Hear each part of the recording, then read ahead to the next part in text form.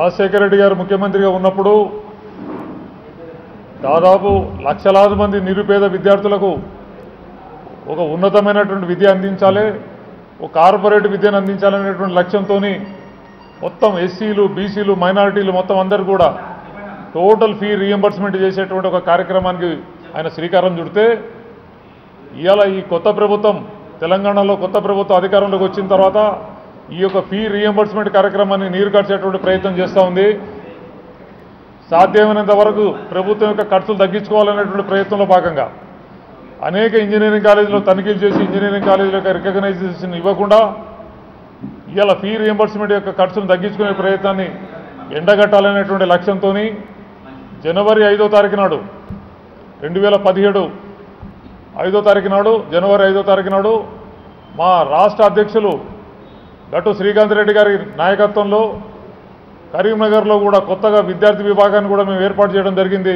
ఆ విద్యార్థి విభాగం ఆధ్వర్యంలో 5,000 మంది విద్యార్థులతోని కలెక్టరేట్ ముట్టడి చేయడం జరుగుతుందని చెప్పి తెలియజేస్తా ఉన్నాం. ఈరోజు తెలంగాణ ప్రాంతంలో ఉన్నత విద్య అభ్యసిస్తున్నటువంటి బలహీన వర్గాలకు సంబంధించినటువంటి వాళ్ళు, మైనారిటీలకు సంబంధించినటువంటి వాళ్ళు, ఎస్సీ ఎస్టీలకు సంబంధించినటువంటి 3,600 కోట్ల రూపాయల బకాయిలు ఉంటే కేవలం 300 కోట్ల రూపాయలు రిలీజ్ చేస్తే ఇది ఏ విధంగా వాళ్లకు సరిపోతుంది, ఏ విధంగా విద్య కొనసాగిస్తారని చెప్పి అడుగుతా ఉన్నా. ఈ స్కీమ్ను గానే ఏ విధంగా నీరుగార్చే ప్రయత్నం చేస్తే వైఎస్ఆర్సీపీ విద్యార్థుల పక్షాన ఉండి పోరాటం చేస్తుందని చెప్పి తెలియజేస్తా ఉన్నాం. రెండో విషయం, ఇవాళ తెలంగాణ ప్రాంతంలో తెలంగాణ రాష్ట్రం వచ్చిన తర్వాత ఇంటింటికి ఉద్యోగాలు దొరుకుతాయి, లక్షలాది మందికి ఉద్యోగాలు దొరుకుతాయని చెప్పినటువంటి కేసీఆర్ గారు మొన్న ఒక 4-5 నెలల క్రితం ఎస్ఐ రిక్రూట్మెంట్ టెస్టులు కానీ అదేవిధంగా ఎస్ఐ రిక్రూట్మెంట్ టెస్ట్ తర్వాత పోలీస్ కానిస్టేబుల్ యొక్క టెస్టులు అయిపోతే ఈనాటి వరకు కూడా ఫలితాలు వెల్లడించకపోవడం ఎంతవరకు సమంజసమని చెప్పి అడుగుతా ఉన్నా. అదేవిధంగా యూనివర్సిటీలకు సంబంధించినటువంటి ఇలా యూనివర్సిటీలు కూడా రాజశేఖర రెడ్డి గారు ఉన్నప్పుడే జిల్లాకు ఒక యూనివర్సిటీ ఇవ్వడం జరిగింది. అందులో భాగంగా కరీంనగర్లో కూడా శాతవాహన యూనివర్సిటీ ఇవ్వడం జరిగింది.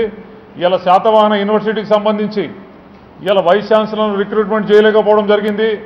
అదేవిధంగా యూనివర్సిటీలను ప్రైవేటు పరం చేయాలనేటువంటి ప్రయత్నం ఏదైతే ఉందో దాన్ని మేము తీవ్రంగా ఖండిస్తూ ఉన్నాం. ఏ విధంగా ఈ యొక్క ప్రైవేటైజేషన్ మేము అడ్డుకుంటాం, దీన్ని తీవ్రంగా ప్రతిఘటిస్తామని చెప్పి కూడా మేము తెలియజేస్తూ ఉన్నాం.